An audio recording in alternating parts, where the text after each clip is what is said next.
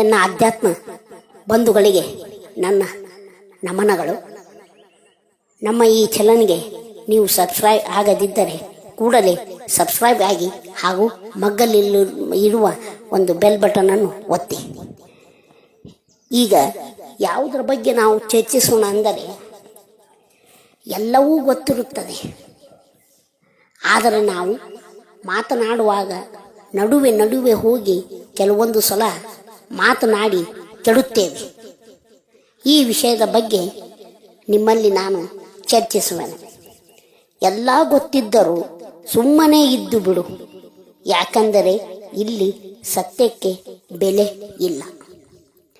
ಈ ಜೀವನದಲ್ಲಿ ನಾವು ಯಾವ ರೀತಿ ಬೆಳೆಯುತ್ತಾ ಹೋಗುವೆವೋ ಆಗ ನಮಗೆ ಎಲ್ಲರ ಪರಿಚಯ, ಎಲ್ಲರ ಒಡನಾಟ, ಎಲ್ಲರ ಹತ್ತಿರ ಹೋಗುವುದು, ಅವರವರ ವಿಷಯಗಳನ್ನು ಕೇಳುವುದು ಹಾಗೂ ಮಾತನಾಡುವುದು, ಚರ್ಚಿಸುವುದು ಎಲ್ಲವೂ ನಮಗೆ ತಿಳುವಳಿಕೆ ಬರುತ್ತಾ ಹೋಗುವುದು. ಆಗ ಎಲ್ಲವನ್ನು ಅರಿತಾದ ಮೇಲೂ ನಾವು ಮಾತನಾಡ್ತಾ ನಾವೇ ಮುಂದಾಗಿ ಹೇಳ್ತಾ ಹೋಗಿವೆ ಅಂತಂದರೆ ಆಗ ನಮಗೆ ಬೆಲೆ ಇರುವುದಿಲ್ಲ. ಅದಕ್ಕೆ ಮಾತಿನಲ್ಲಿ ಆತುಕೊಂಡಿರುವುದು ವಿಧಿ ಎನ್ನುವರು. ಮಾತು ಎಷ್ಟು ಉಪಯೋಗಿಸಬೇಕು ಅಷ್ಟನ್ನೇ ನಾವು ಉಪಯೋಗಿಸಬೇಕು. ಎಲ್ಲವೂ ತಿಳಿದಿದ್ದರೂ ಕೂಡ ಮಾತು ಮೌನವಾಗಿರಬೇಕು. ಮಾತು ಬೆಳ್ಳಿ, ಮೌನ ಬಂಗಾರ. ಹೀಗೆ ಎಲ್ಲವೂ ನಮಗೆ ಗೊತ್ತಿದ್ದರೂ ಸುಮ್ಮನೆ ಇದ್ದು ಬಿಡಬೇಕು.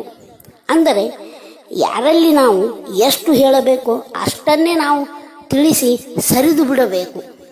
ಮತ್ತೆ ನಾವು ಅವರಿಗೆ ಜೋರಾಗಿ ಹೇಳಿ ಮತ್ತೆ ಅವರಿಗೆ ನಾವು ಹೊರೆಯನ್ನು ಹಾಕಿದರೆ ಅದು ಸಲ್ಲದು. ಆದ್ದರಿಂದ ಎಲ್ಲವೂ ಗೊತ್ತಿದ್ದು ಅಂದರೆ ಬ್ರಹ್ಮವೇ ಸತ್ಯವೆಂದು ನನ್ನಲ್ಲಿರ್ತಕ್ಕಂಥ ಆ ಪರಮಾತ್ಮನನ್ನು ನಾವೇ ಕಂಡುಕೊಳ್ಳಬೇಕು. ಆ ಪರಮಾತ್ಮನನ್ನು ನಾವು ಕಾಣಬೇಕಾದರೆ, ಆ ಸತ್ಯವನ್ನು ನಾವು ತಿಳಿಯಬೇಕಾದರೆ ನಮ್ಮಲ್ಲಿಯೇ ನಾವು ಹುಡುಕಬೇಕು ಹೊರತು ಹೊರಗೆ ಎಲ್ಲಿ ನೋಡಿದರೂ ಆತ ಕಣ್ಣಿಗೆ ಕಾಣುವುದಿಲ್ಲ ಹಾಗೂ ಸಿಗುವುದೂ ಇಲ್ಲ.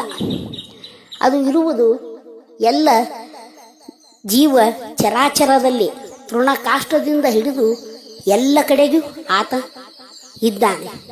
ಹೀಗೆ ನನ್ನಲ್ಲೇ ನಾನು ಅರಿತರೆ ಮಾತ್ರ ನಾನು ಆ ಆತ್ಮದ ಸ್ವರೂಪ ಆಗಬಲ್ಲೆ.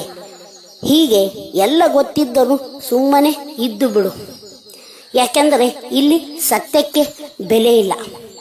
ನೀನು ಎಷ್ಟೇ ಸತ್ಯವನ್ನು ಹೇಳಿದರೂ ಕೂಡ ಹಾಗಾದರೆ ತೋರಿಸು, ಹಾಗಾದರೆ ಮಳೆಯನ್ನು ಬರಿಸು. ಹೀಗೆ ಕೆಲವರು ನಮಗೆ ಮಾತನಾಡುವರು, ಮಾತಿನಿಂದ ಏಟನ್ನು ಕೊಡುವರು. ಆದ್ದರಿಂದ ನನ್ನಲ್ಲೇ ನಾನೇ ಆತ್ಮ ಸ್ವರೂಪಿಯಾಗಿದ್ದೇನೆಂದು ತಿಳಿದು ನಮ್ಮಲ್ಲೇ ನಾವು ಮೌನವಾಗಿರುವುದೇ ಲೇಸು. ಧನ್ಯವಾದಗಳು.